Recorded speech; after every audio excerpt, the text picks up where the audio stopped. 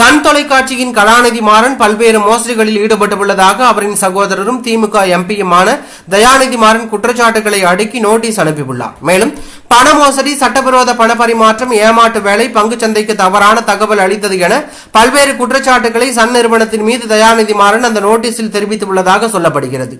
இதனிடையில் பாஜக அண்ணாமலை விடுத்துள்ள செய்திக்குறிப்பில், வழக்கமாக கோபாலபுரம் குடும்பத்தினர், அவர்களது கூட்டாளிகள் மற்றும் அவர்களின் பிரதிநிதிகள் தங்கள் ஊழலை வெளிப்படுத்தியதற்காக என்னை போன்ற சாதாரண மக்களுக்கு சட்ட அறிவிப்புகளை அனுப்புவார்கள். இந்த முறை கோபாலபுரம் குடும்பத்தினர் தங்கள் குடும்பத்தால் நடத்தப்படும் நிறுவனத்தில் நடந்த மிகப்பெரிய ஊழலை அம்பலப்படுத்தி தங்கள் சொந்த ஒருவருக்கு சட்ட அறிவிப்பு அனுப்பியுள்ளார்கள்.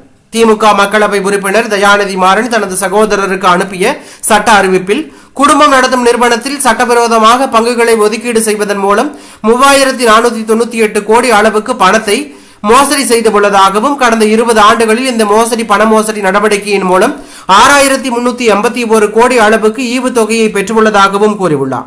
இது வெறும் ஊழல் அல்ல, இது கோபாலபுரம் குடும்பத்தின் பேராசையின் பொது வெளிப்பாடு. மக்கள் பதிலளிக்க வேண்டும், சட்டம் செயல்பட வேண்டும் என்று அண்ணாமலை விமர்சனம் செய்துள்ளது பரபரப்பையும் அதிர்ச்சியும் ஏற்படுத்தியுள்ளது.